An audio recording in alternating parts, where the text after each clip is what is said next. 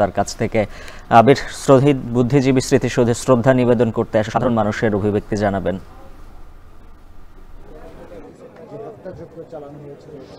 উজ্জ্বল, এই মুহূর্তে শহীদ বুদ্ধিজীবী যে স্মৃতিসৌধ রয়েছে মিরপুরে, আমরা এর আগে যতক্ষণ দেখেছি যে রাষ্ট্রপতি এবং প্রধান উপদেষ্টার যে শ্রদ্ধা নিবেদন সেটি কিন্তু শেষ হয়ে গেছে। এখন এই মুহূর্তে যদি আমি আপনাকে দেখাতে চাই যে এখানে বিভিন্ন রাজনৈতিক দল, বিশেষ করে এই মুহূর্তে আমরা যদি বলি তাহলে একেবারে জিয়াউর রহমান সমাজ কল্যাণ ফোরাম থেকে কিন্তু এখানে শ্রদ্ধা নিবেদন করতে তারা এসছে। এবং এরপরে আমরা দেখতে পাচ্ছি যে জাতীয় বিশ্ববিদ্যালয় থেকে যে শহীদ বুদ্ধিজীবী দিবসে জাতীয় বিশ্ববিদ্যালয় বাংলাদেশ অর্থাৎ গাজীপুর থেকে তারা এসছে। এরপরে আমরা দেখব যে ঢাকা বিশ্ববিদ্যালয় শহীদ সার্জেন্ট জহুরুল হক হল এবং এরপরে বিভিন্ন রাজনৈতিক দল তো রয়েছে। এবং এর বাইরে গিয়ে যদি একটু আপনাকে জানাতে চাই যে বিভিন্ন সামাজিক সংগঠন, রাজনৈতিক সংগঠন এবং এর বাইরে গিয়ে বড় বড় রাজনৈতিক দলের কথা যদি বলি তাহলে এখন থেকে আরও প্রায় আধা ঘন্টা থেকে অর্থাৎ 8:30 থেকে 9টার মধ্যে আমরা যতটুকু জানতে পেরেছি যে বিএনপি আসবে, সেখানে তারা শ্রদ্ধা নিবেদন করবে। এবং এর পরবর্তী সময়ে 9টার কিছুক্ষণ পরে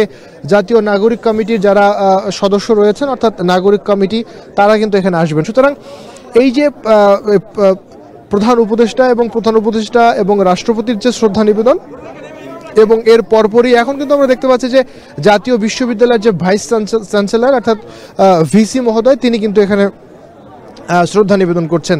তো যেটি বলছিলাম যে একেবারে স্বাভাবিক যেরকম একটি বুদ্ধিজীবী দিবস, শহীদ বুদ্ধিজীবী দিবস সেরকম ভাবেই এখানে পালন হচ্ছে এবং সাধারণ মানুষের কিন্তু আমরা বেশ ভালো রকম ভিড় দেখেছি। এখনো পর্যন্ত দেখতে পাচ্ছি যে আপনি জানেন যে যখন 7:30 নাগাদ প্রধান উপদেষ্টা এখান থেকে বের হয়ে গেছেন তারপরে কিন্তু সর্বসাধারণের জন্য কিন্তু এই একেবারে বুদ্ধিজীবী যে স্মৃতিসৌধ সেটি কিন্তু খুলে দেওয়া হয়েছে অর্থাৎ উন্মুক্ত করে দেওয়া হয়েছে।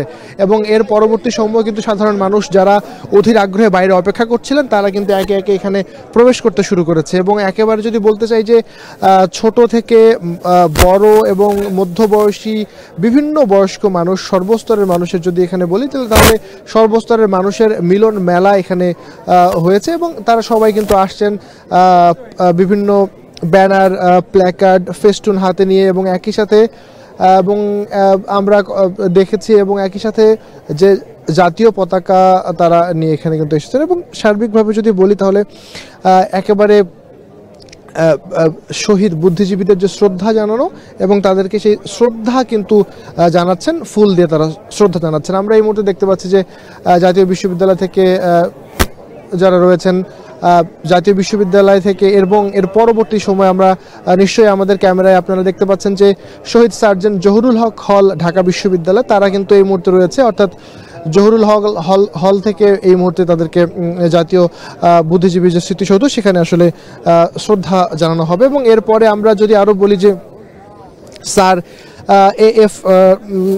এএফ রহমান হল রয়েছে এবং এরপরে রয়েছে অমর একুশে হল, টানা এখানে 3টি হল রয়েছে। এই 3টি হল থেকে তারা কিন্তু একসাথেই ফুল দিতে অর্থাৎ শ্রদ্ধা জানাতে এসছেন। এটা উজ্জ্বল জানিয়ে রাখি যে আপনি বলছিলেন যে তারা যারা এখানে অংশগ্রহণ করেছেন শ্রদ্ধা জানাতে এসছেন তারা আসলে কি বলছেন। আসলে একেবারে যতটুকু আমরা সাধারণ একেবারে সর্বস্তরের মানুষের সাথে আমাদের কথা হয়েছে যে তারা কিন্তু একেবারে বলছেন যে এই মুহূর্তে পুরোপুরি নতুন একটি সুযোগ তাদের কাছে তৈরি হয়েছে, নতুন একটি বাংলাদেশ। এবং এই সময়ে তারা যেন একেবারে খুবই এই বুদ্ধিজীবীদেরকে তারা আসলে যেন এই শ্রদ্ধা জানাতে চান এবং একই সাথে পরবর্তীতে বিজয়ের একেবারে আগ মুহূর্তে যে জাতির যে সন্তানদেরকে আসলে এইভাবে হত্যা করা হয়েছে এবং বাংলাদেশকে একেবারে বুদ্ধিজীবী অর্থাৎ বুদ্ধিবৃত্তিক জায়গা থেকে শূন্য করে দেবার যে চেষ্টা করা হয়েছে সেই চেষ্টা তো আসলে পুরোপুরি বৃথা গেছে, বরং দীর্ঘদিন পরে অর্থাৎ এতদিন পরে এসেও বাংলাদেশের সর্বস্তরের মানুষ, সর্বস্তরের জনসাধারণ কিন্তু এই জাতির শ্রেষ্ঠ সন্তানদের স্মরণ করছে। তো আপাতত এই ছিল আমার কাছে উজ্জ্বল শহীদ বুদ্ধিজীবী যে স্মৃতিসৌধ রয়েছে সেখান থেকে সবশেষ। এদিকে মিরপুরের শহীদ বুদ্ধিজীবী স্মৃতিসৌধের পাশাপাশি রায়ের বাজার বৌদ্ধভূমি স্মৃতিসৌধে শ্রদ্ধা নিবেদন করছেন সর্বস্তরের মানুষ। সেখান থেকে জাতির শ্রেষ্ঠ সন্তানদের প্রতি শ্রদ্ধা জানানোর খবর জানবো সহকর্মী তানজিলা খান মিম ও শাহাদাত অবদর কাছ থেকে। স্মৃতিসৌধে সাধারণ মানুষের শ্রদ্ধা নিবেদনের অভিব্যক্তি জানাবেন সহকর্মী তানজিলা খান মিম।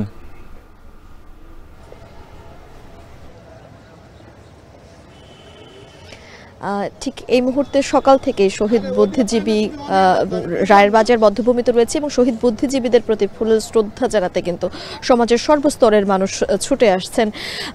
আমরা সকাল 7টা নাগাদই দেখেছি শহীদ বুদ্ধিজীবী স্মৃতিসৌধে, সেখানে প্রধান উপদেষ্টা ফুল শ্রদ্ধা জানিয়েছেন এবং তার আগে রাষ্ট্রপতি তিনি শ্রদ্ধা জানিয়েছেন সশরীরে উপস্থিত হয়ে। সবকিছুর পরে এই রায়ের বাজার বধ্যভূমিতে স্কুল কলেজের শিক্ষা প্রতিষ্ঠানে যারা শিক্ষার্থীরা রয়েছে, বিভিন্ন রাজনৈতিক দলগুলোর অঙ্গ সংগঠন যেগুলো রয়েছে তারা আসছেন। আমরা কিন্তু দেখছিলাম যে বেলা বাড়ার সাথে সাথে মানুষের সংখ্যাটাও কিন্তু বাড়ছে এবং আশেপাশের মানুষ যারা রয়েছেন তারাও কিন্তু আসছেন। সবকিছু মিলিয়ে এই যে রায়ের বাজার বধ্যভূমিতে শহীদ বুদ্ধিজীবীদের প্রতি ফুলের শ্রদ্ধা জানাতে মানুষ আসছে, আপনার কাছে আসলে কি মনে হয় এই যে বুদ্ধিজীবীদের প্রতি যে মানুষের যে শ্রদ্ধা, সেই শ্রদ্ধা আসলে 2024-এ এসে বা 2024-এর যে গণ অভ্যুত্থান হলো সবকিছু মিলিয়ে নতুনভাবে কি আঙ্গিকে যারা নতুন প্রজন্ম আছেন তাদের কাছে রূপ নিচ্ছে? মিম, আমার কাছে মনে হয় যে এই যে নতুন প্রজন্মের কাছে যেই শ্রদ্ধার জায়গাটা সেটি আরও বেড়েছে। এই যে জুলাইয়ের পরে কিন্তু হচ্ছে নতুন করে বাংলাদেশকে যে বাংলাদেশ গড়ার যে প্রত্যয়, সেই জায়গা থেকে কিন্তু হচ্ছে অনেকেই চেষ্টা করেছে যে এখানে আসার, এবং বিশেষ করে যদি আমি বলতে চাই যে বৈষম্য বিরোধী ছাত্র আন্দোলনের সাথে যারা যুক্ত ছিল সেই বড় একটা সংখ্যা কিন্তু হচ্ছে এখানে এসেছে। এবং আপনি জানেন যে 8টা বাজে কিন্তু তারা এই যে গণকবর পাওয়া গিয়েছিল, সেই গণকবরের কিন্তু হচ্ছে এসে তারা দোয়া করবেন। একই সাথে যারা কিন্তু বুদ্ধিজীবী আছেন এবং 1000-এর বেশি যে বুদ্ধিজীবী তাদের কিন্তু হচ্ছে তাদের জন্য কিন্তু এখানে দোয়া করা হবে। এবং এই যে 24-এর যে চেতনা সেটিকে সঙ্গে নিয়ে কিন্তু হচ্ছে এখানে যারা আছে তারা কিন্তু বলছেন যে তারা হচ্ছে এখানে এসেছেন। আরেকটি বিষয় আপনাকে জানিয়ে রাখি যে মিম, এই যে 1971 সালে ঠিক বিজয়ের আগ মুহূর্তে এসে এই যে এত বড় হত্যাকাণ্ড, আজকের দিনে প্রায় 200-রও বেশি যেই বুদ্ধিজীবীকে নিধন করার চেষ্টা, সেই চেষ্টাটা কিন্তু হচ্ছে বাংলাদেশকে যেন কখনোই মেরুদণ্ড সোজা করে দাঁড়াতে না পারে সেই চেষ্টার কিন্তু একটি অংশ। কিন্তু আমার কাছে কেন যেন মনে হয় যে তারা যদি আরও কিছুদিন থাকতো তাহলে বাংলাদেশটাকে অনেক আরও বেশি শেষ করে ফেলতে পারতো। আপনার কি মনে হয়?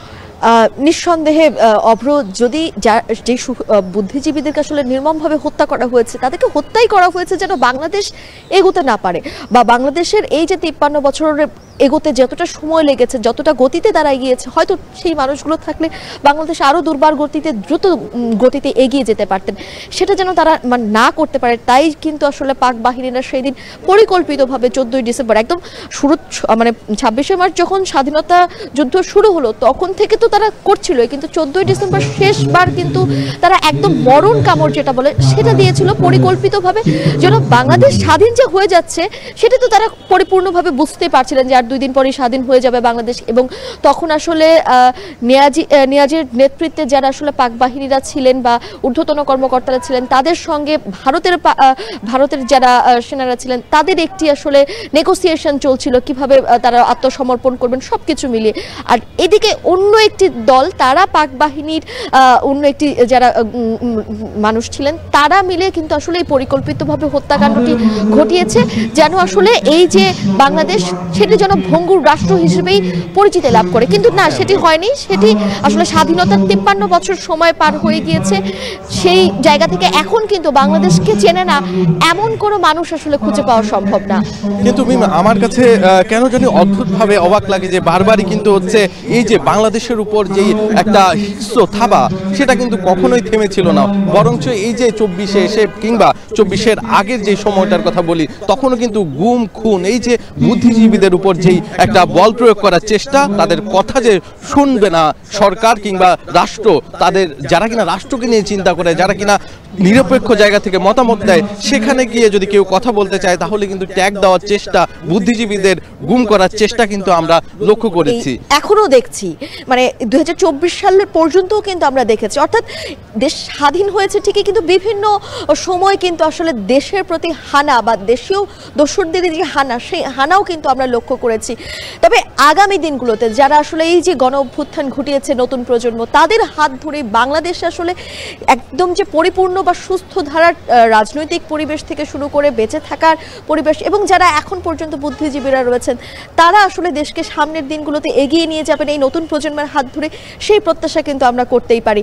উজ্জ্বল, এখন পর্যন্ত আমার কাছে এই ছিল সর্বশেষ, এবং সর্বশেষ আরও একটু যুক্ত করতে চাই, যেহেতু এখনো পর্যন্ত কিন্তু যারা সাধারণ মানুষরা রয়েছেন তারা ফুলাল শ্রদ্ধা দিতে আসছেন, বেলা বাড়াবার সঙ্গে সঙ্গে এই সংখ্যাটাও বাড়বেন আশা করি। উজ্জ্বল, শহীদ বুদ্ধিজীবী দিবসে জাতির শ্রেষ্ঠ সন্তানদের শ্রদ্ধা ভরে স্মরণ করছেন দেশবাসী, সেই খবর জানাচ্ছিলেন সহকর্মীরা।